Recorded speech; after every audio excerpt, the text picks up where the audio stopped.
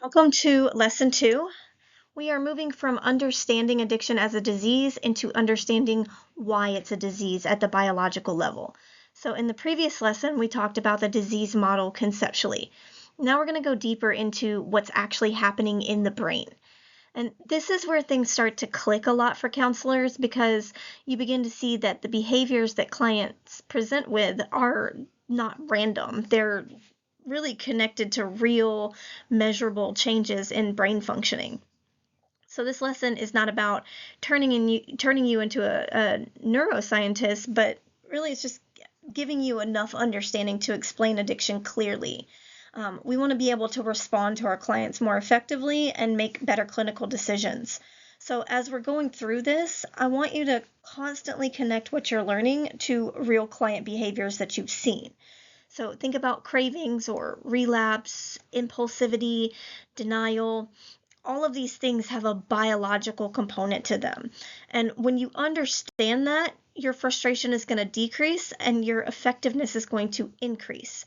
So stay engaged with this because this one is one of the most important lessons in this entire course. So by the end of this lesson, there's a couple of things that you should be able to do. First, you should be able to understand the basic structures involved in addiction. You don't need to memorize complex anatomy, but you should know the major players and what they do. And then second, you should be able to explain the role of dopamine and the reward system in simple and clear language. And then third, you need to understand how repeated substance use changes the brain over time. And these changes are what's going to drive a lot of the behaviors that you're going to see in your clients. And then finally, and most importantly, we need to be able to apply this knowledge to our clinical work. This is not just information for the sake of learning. It's meant to improve how you're assessing and educating and responding to your clients. So as you're going through this lesson, I just want you to keep asking yourself, how does this show up in real life? And that question is going to help you connect theory to practice. So understanding neurobiology matters because it helps explain behavior that might otherwise seem confusing or frustrating. And when a client continues to use despite serious consequences, it can be really tempting to look at that as a lack of motivation or maybe a lack of responsibility. But when we're understanding how the brain is changed, we can start to see that there's a lot more going on. That understanding is going to reduce blame, both for you and for the client. So it's going to improve our treatment because it's going to help us as clinicians to tailor our approach. So instead of expecting immediate change, we recognize that the brain needs time to heal. And there's certain supports that are going to be necessary. And that's going to help with client education. Because when the clients are understanding that their brain has been affected, they often feel less shame and more hope. And that combination can increase engagement significantly. So at its core, the brain is designed to keep us alive. And it does this by helping us seek out things that are necessary for survival, like food, water, connection, and it's going to help us to avoid danger. And so the brain is going to reward those behaviors that support survival by making them feel good. And that's where the pleasure comes in. Decision making is another critical function. So the brain helps us weigh options and consider consequences and make choices. But in addiction, these symptoms become disrupted. So substances essentially hijack the brain's natural processes. So what was once a system designed for survival, it starts to become a system that prioritizes substance use. And that's why understanding the brain is so important. It's going to help you see how something that starts as voluntary can become something that feels necessary. And so this reward system is one of the most important pieces of the puzzle when it comes to addiction because the system is responsible for reinforcing behaviors that the brain perceives as beneficial. So when we do something that's enjoyable or necessary for our survival, our brain releases dopamine. And dopamine is often referred to as a feel-good chemical, but it's more accurately a motivational chemical because it's telling our brain, this is important, do it again. And substances trigger that system in a really powerful way. and they often cause a much larger release of dopamine than natural rewards. And that creates a really strong reinforcement loop. The brain starts to associate the substance with importance and survival. And then over time, that shifts the motivation away from natural rewards and toward the substance use. And that's why clients lose interest in things that they once enjoyed. So let me simplify dopamine even further, because this is something you're likely going to have to explain to clients repeatedly. So dopamine is not just about pleasure, it's about learning and repetition. So when dopamine is released, it's telling the brain that something is worth remembering, and it's also worth repeating. And so substances are going to artificially increase dopamine levels, and that sends a really strong signal to the brain. And the brain starts to prioritize the substance over other activities.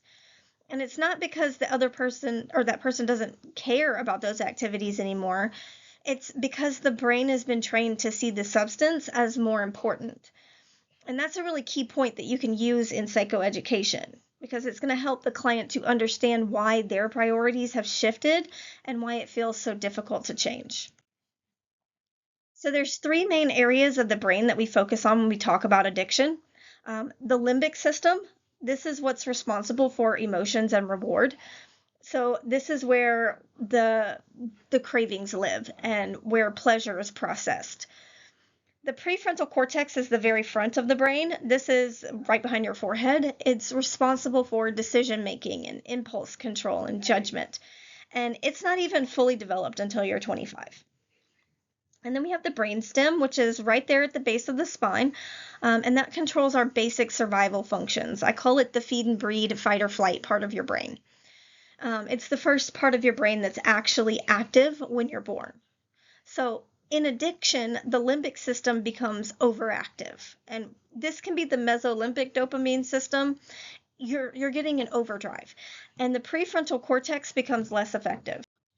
And this is going to create a situation where the drive to use is strong, but the ability to control that urge is weakened. And so this imbalance is a major factor in addictive behavior. So the limbic system is often referred to as the emotional brain. It's really heavily involved in reward and motivation. And so when the substances are used, this area becomes highly activated. And over time, it becomes more sensitive to substance-related cues. So this means that even seeing something in your environment that's associated with your past use can trigger cravings.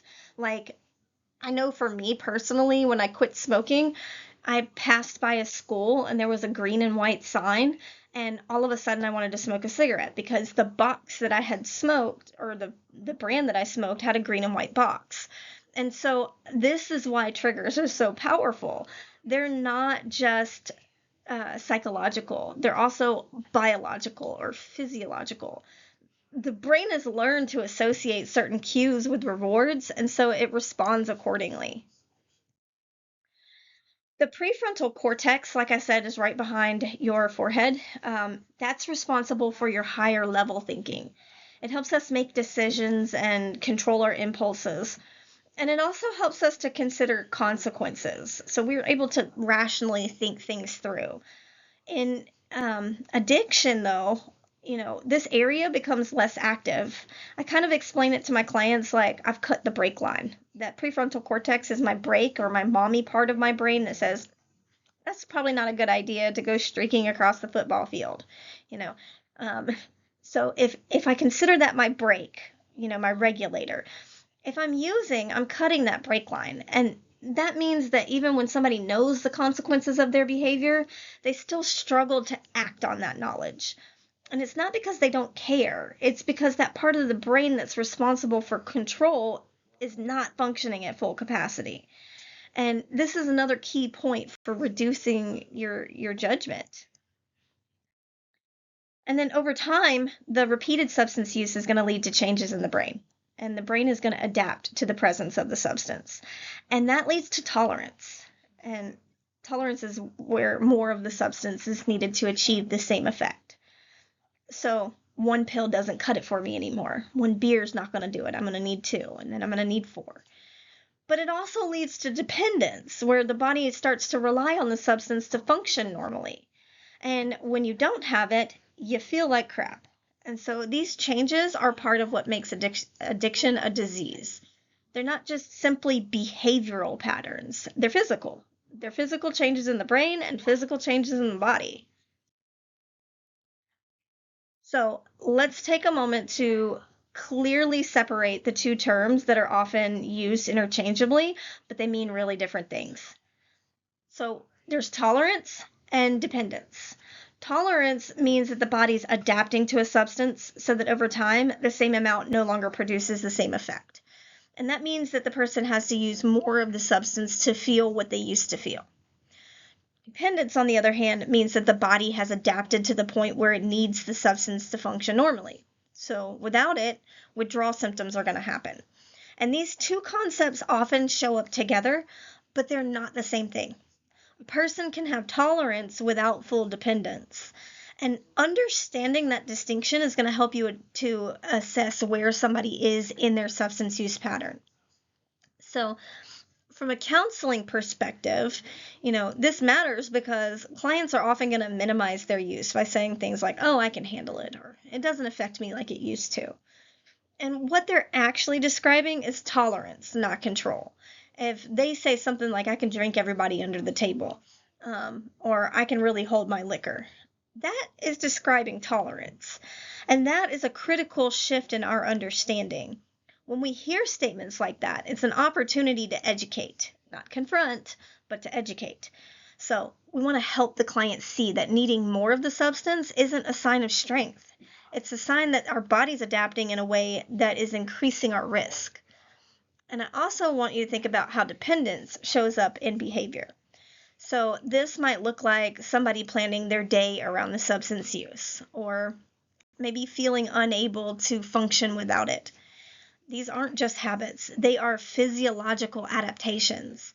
So recognizing that is going to help you move away from judgment and towards accurate assessment. Let's talk about withdrawal for a second, because withdrawal is one of the clearest examples of how addiction affects the brain and body at a biological level. When someone uses a substance regularly, the brain adjusts its chemistry to compensate for the presence of the substance. So we're going to start producing more GABA and other types of things that happen in our brain. Then over time, that brain is going to start to rely on the substance. And when the substance is removed, the brain is left in an imbalanced state. You have too much GABA, but not enough dopamine. And so this imbalance is what produces the withdrawal symptoms. And these symptoms can be physical. So we might see sweating, shaking, nausea, pain, whatever. And then they may even be psychological, like anxiety, irritability, depression, intense cravings. I mean, the list can go on and on. The severity of the withdrawal is going to depend on which substance they were using and how long they were using it, and just the biological makeup of the person. And so for some substances, withdrawal can even be life-threatening. And so that's why medical supervision is sometimes necessary, specifically for benzodiazepines and alcohol, because those are life-threatening withdrawals. The rest of them we may need to monitor, but if somebody comes to you and they say that they're withdrawing from a benzodiazepine like Xanax or Klonopin or things like that, or if they're withdrawing from alcohol, that's an immediate medical emergency. So from a counseling standpoint, understanding withdrawal is going to help us respond with more empathy. If the client's irritable, if they're anxious, they're struggling to focus, it might not be a resistance, it may be withdrawal. And that's really important in early treatment. Clients might appear unmotivated or disengaged, but their brain is still stabilizing. So that's a really key point for client education. When our clients understand that withdrawal is temporary and it's part of the healing process, then they're a little bit more willing to push through it. And that's going to give them a framework for what they're experiencing instead of feeling like something's wrong with them. So cravings are one of the most challenging aspects of addiction, and they're deeply rooted in brain function. A craving is not just a thought or a desire. It's a strong and often overwhelming urge that's driven by the brain's memory of the reward. So, when a person uses a substance, the brain records that experience. It remembers the feeling and the context and also the outcome. And then over time, the brain begins to associate certain cues with that reward. And these cues can be certain people, places that they've used in, or emotions they've experienced, or even specific times of day. Maybe it's a certain scent, or the sight of the Coke can, or the green and white lettering, or whatever. And when those cues appear, the brain is going to activate that craving response. And it happens automatically. There's no conscious thought behind it. And so that's why clients often say that cravings just kind of come out of nowhere. So, from a neurobiological perspective, they're not random, they're learned responses. So, as counselors, it's important to help our clients understand that cravings are normal and they're to be expected. This is not a sign of failure, they're just a sign that the brain has been conditioned. And so this understanding helps to reduce the shame and increase willingness to use their coping strategies. And it's going to help you guide your clients in identifying their triggers and developing plans to manage those triggers. Because cravings may not disappear immediately, but they can become more manageable over time. And one thing that I explain to the clients is that a craving is typically going to disappear within 10 to 15 minutes. So if we can effectively utilize those coping skills and do thought stopping techniques so we don't go down the rabbit hole with that thought, then we're likely to be okay and get through that 10 to 15 minutes without using. So triggers, these are closely connected to cravings and they're a major part of the addiction cycle. So a trigger is anything that activates the brain's memory of substance use and leads to an urge to use. So these can be external, like being in a certain place or around a certain person, or maybe they're internal, like when I feel stressed or bored or anxious. And so the brain is going to learn to associate these triggers with substance use through a process called conditioning. And then over time, the connection becomes stronger. And that's why someone can feel a craving just by driving past a place where they used to use. Their brain is linked that particular environment with the reward. So I have some clients say that they can't even drive past the gas station anymore because they're they have such a strong craving to go inside and get alcohol. So from a counseling perspective, helping the clients identify their triggers is going to be essential. Because a lot of our clients aren't really fully aware of what triggers their cravings. I have some clients that say, oh, I don't have any triggers. I just use all day, every day. And I say, I beg to differ. You just have a series of triggers that you're not aware of yet. So maybe they feel like they have the urge without really understanding where it's coming from.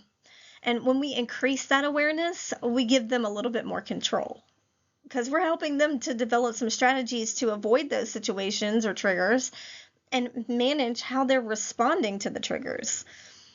It's really important to emphasize here that, not all triggers can be avoided. Some triggers may always be present. I know that, I always wanted to smoke a cigarette after I ate. I can't not eat, right? So the goal here is not complete avoidance, but it's effective management. And that's where the coping skills and the support systems come into play. And our memory is going to play a really powerful role in addiction because it's often overlooked. When substances are used, the brain creates this strong emotional memories that are associated with that experience. And these memories are stored in a way that makes them really easily accessible, especially when we're triggered. So that's why people can go really long periods without using and still experience these intense cravings when reminded of their past use. The brain doesn't forget these associations quickly. They can remain for years. And so that's why relapse can happen even after long periods of sobriety. The memory of the substance and its effects are still there. So from a clinical standpoint, this kind of is a highlight of the importance of needing ongoing support and needing that relapse prevention, because recovery is not just about stopping the use, it's about learning how to manage these long-term brain changes. And when we help the clients understand this, it reduces their frustration. They may expect cravings to disappear completely, and when they don't, they're going to get discouraged. So when they're understanding that these memories are a part of the brain's wiring, they're going to be able to approach recovery with a more realistic expectation. And this reinforces the idea that recovery is a process. It's not a one-time event. Stress is one of the biggest risk factors for relapse, and it has a really direct impact on the brain. So when a person experiences stress, the brain is going to release certain chemicals that prepare the body to respond. And that affects the person's mood, their decision making, their ability to focus. And in people with a history of substance use, stress is also going to activate cravings, because the brain may remember that substances provided relief in the past. And so it's going to push the person toward that behavior again.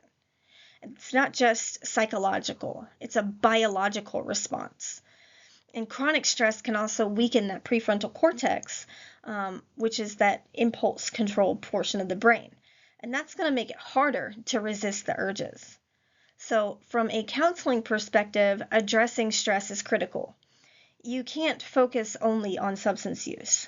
You have to look at what's happening in the client's life that may be increasing their vulnerability. So teaching stress management skills is not optional, it's essential. And it's also important to validate the client's experience. Stress can be overwhelming, and minimizing it can damage rapport. So instead, you want to help clients develop healthier ways to cope. That's kind of the key part of relapse prevention. And we know that relapse is something that every single counselor is going to encounter. And it's critical that we understand it accurately. So from a neurobiological standpoint, relapse happens because the brain is still in that healing process. Even after weeks or months of abstinence, the brain doesn't just immediately return to baseline functioning.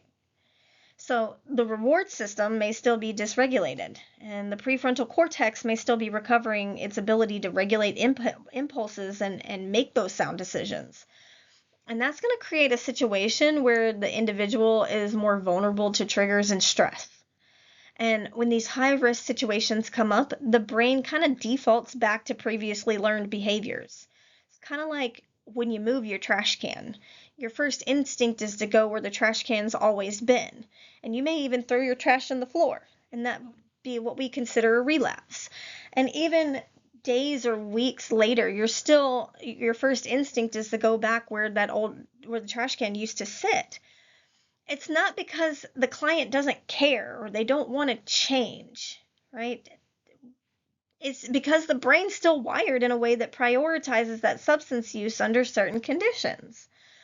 And it's really true when stress is involved, because stress is going to further weaken the decision-making processes. So as counselors, we need to shift how we're interpreting relapse. Instead of looking at it as a failure, we need to look at it as data. Like, what happened? What were the triggers? What supports were missing? What needs to change moving forward? And that mindset is going to allow you to stay solution-focused rather than judgmental. It's also going to help the client stay engaged instead of feeling defeated. Relapse doesn't erase progress. It highlights where additional support is needed. And when you can understand it this way, your response becomes more therapeutic and less reactive. So one of the most important messages that you can give clients is that recovery is possible, but it takes time. The brain does have the ability to heal, but that healing process is gradual and it's going to require consistency. So in early recovery, the clients are often going to feel emotionally and mentally unstable. They may experience mood swings, irritability, difficulty concentrating, or low motivation. And that's really discouraging, especially if they expect to feel better quickly. So it's important to normalize this experience. The brain is recalibrating after being exposed to those substances that altered its chemistry. So that recalibration is going to take time. And during this period, consistency is going to be key. Regular routines, healthy behaviors, supportive environments, all of that's going to contribute to healing. And that's where support systems become critical. Clients who are isolated or they lack support may struggle more during this phase. So as counselors, part of our role is to help the client build and maintain those supports. You're also helping them stay engaged, even when that progress feels slow. And that's where your encouragement and your education make a difference. When the client understands what they're experiencing is part of the process, they're a little bit more likely to stay committed. Because, again, recovery is not about stopping use. It's about allowing the brain and the body the time that they need to stabilize and function more effectively. So I want to cover neuroplasticity here for a second. This is one of the most helpful concepts in addiction recovery because it refers to the brain's ability to change and adapt and form new connections over time. And that means that even though addiction has altered the brain, it's not permanently damaged beyond repair. New behaviors can create new neural pathways. And the more that those behaviors are repeated, the stronger those pathways become. And this is why consistency matters so much in recovery. Every time that a client chooses a healthier behavior, they're reinforcing a new pathway. And at the same time, the old pathway associated with the substance use starts to weaken, although it never really disappears entirely. And so this process is going to take time and effort.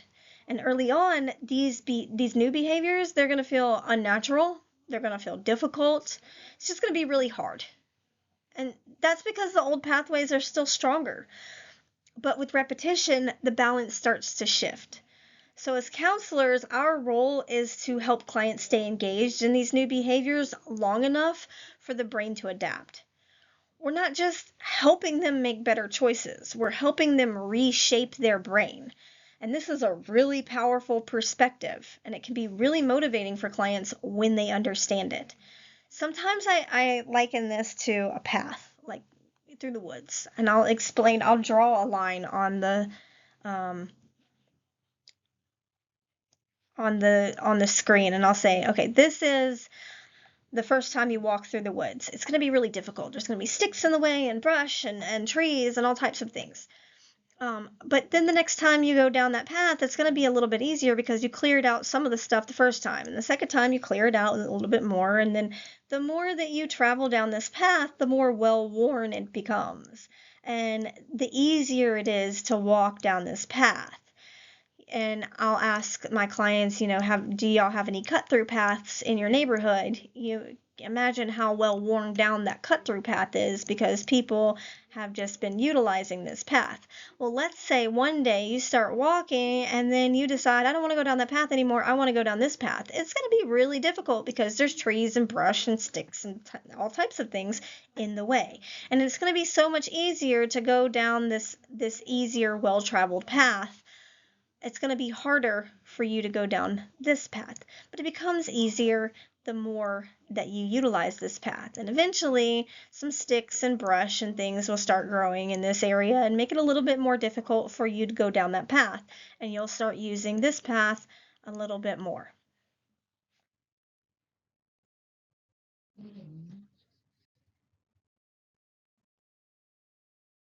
So, one of the biggest challenges in recovery is managing expectations around time. A lot of our clients come into treatment hoping for a quick fix. They may expect that once they stop using, everything is going to return to normal fairly quickly. Unfortunately, that's not how the brain healing works. So this timeline for recovery is going to vary depending on a lot of different factors. What substance did they use? How long did they use it? What's their overall health? What's the person's biological makeup?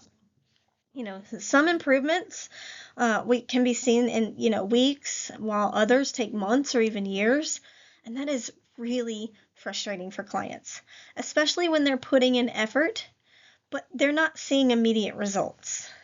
kind of like me at the gym. So as counselors, it's going to be really important to set realistic expectations from the very beginning. We want to help our clients understand that slow progress is still progress. Trying for perfection, we're just trying for progress. And we want to reinforce that recovery is not a linear thing. There may be periods of improvement followed by some setbacks. It doesn't mean that the process is not working. It just means that the brain is still adjusting. And when the client is able to understand that, they're less likely to become discouraged and they're more likely to stay engaged with the treatment. And this is another area where education is going to play a key role in retention and outcomes. So I want to talk about MAT treatment here, medication-assisted treatment. We often refer to it as MAT. It's a really important tool in treatment of substance use disorders because these medications, they're designed to stabilize brain chemistry, and it helps to reduce the cravings and manage the withdrawal symptoms. And this is specifically for typically, we refer to MAT treatment for opioid use, but we do have medication-assisted treatment for other things. Like we have antabuse for alcohol use and Wellbutrin for cigarette cessation. And so there's a lot of medications out there, Vivitrol and things like that, that can help. We have nicotine patches and gums and lozenges. So there's still a lot of misunderstanding and stigma around medication-assisted treatment, even within the professional community. Some people view it as simply replacing one substance with another, and they call it changing seats on the Titanic. Ship's still going down, but you're just switching seats. But that perspective doesn't fully capture the purpose of medication-assisted treatment, because MAT is a medically supervised approach that supports recovery by helping the brain function more normally. And that's going to help the person to engage more effectively in counseling and other aspects of treatment. It's not a standalone solution, but it can be a really critical component of a comprehensive treatment plan. So as counselors, we're not responsible for prescribing medication, but we are responsible for understanding its role. You should be able to discuss it accurately and support clients who are using it as a part of their recovery. This includes addressing any misconceptions and helping the clients to feel comfortable with their treatment plan. And when we use it appropriately, medication-assisted treatment can significantly improve outcomes and reduce the risk of relapse. All right, so let's take everything that we've discussed and apply it to a real-world scenario. So I want you to imagine a client who's been sober for 3 months. They've been attending sessions regularly. They've been making progress. They're starting to rebuild their life. And then a major stressor comes up.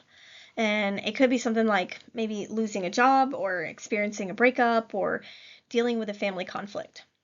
And then shortly after that, the client relapses. So now I want you to just pause and think about how this situation might have looked to you before this lesson. Maybe you thought, oh, they were doing so well. Why would they just throw it away? So let's reframe that using what we know about neurobiology. The stress likely activated the brain's stress response system. The brain, remembering that substances provided relief in the past, triggered a craving. And at the same time, the prefrontal cortex may have been overwhelmed, and so reduces the client's ability to make a controlled decision. And so this combination created the conditions for the relapse. This is not about excusing the behavior, it's about understanding it. So think about how you would respond to this client. Would your response change based on this understanding? Would you, shift your focus from disappointment to problem solving? This is where knowledge becomes practice. So I want you to take a few minutes and just really reflect on what you've learned in this lesson. Think about the clients that you've worked with, either currently or in the past. Or maybe it's a friend or a family member. Are there behaviors that are now making more sense now? When we look at it through a neurobiological lens, maybe you had a client that seemed impulsive, or maybe there was a client who relapsed repeatedly despite the serious consequences. And now that you understand how the brain is involved, do these behaviors look different to you? Then I want you to think about how your perspective has shifted. Do you feel less frustrated, more curious, more empathetic? These shifts are important because they directly impact how you're showing up as a counselor. And then consider where you can apply this knowledge immediately. Is there a client that you're currently working with who could benefit from this understanding? Is there a conversation that you need to revisit with a difficult or a different approach? I want you to write your thoughts down. This is not just about learning new information. It's about integrating it into your practice. The more you do that, the more effective you're going to become. So as we wrap up this lesson, let's bring everything together. First, addiction is going to involve real changes in the brain that are going to affect our behavior, our decision making, and our motivation. These changes are not just theoretical. They're showing up in the patterns that you're seeing in your clients every day. Second, things like cravings and relapse and triggers, they're not random. They have biological roots that can be understood and addressed. And third, the brain has the ability to heal, but that healing requires time and consistency and support. Recovery is a process, it's not an event. And then finally, your role as a counselor is to take that knowledge and apply it in a way that benefits your clients. So that means educating them, supporting them, and responding to them with understanding rather than judgment. And when you do that, you create an environment where real change can happen. So this lesson is not just about information, it's about transformation for both you and for the people that you're serving. So before you move on to the next lesson, I just want you to complete a short assignment that helps you apply what you've learned.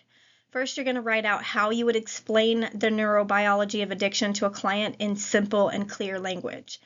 Imagine you're sitting across from them and they're trying to understand why this is happening. Then you're going to avoid the technical jargon and focus on clarity. Second, I want you to identify at least 2 behaviors that you've observed in clients that are better explained by brain changes than by choice alone.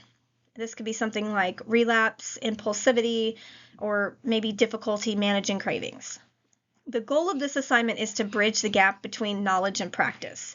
It's one thing to understand these concepts intellectually. It's another thing to use them in real conversations. So take your time with this. The more effort that you put into it, the more confident you're going to feel applying it in your work. And this is how we move from learning into mastery.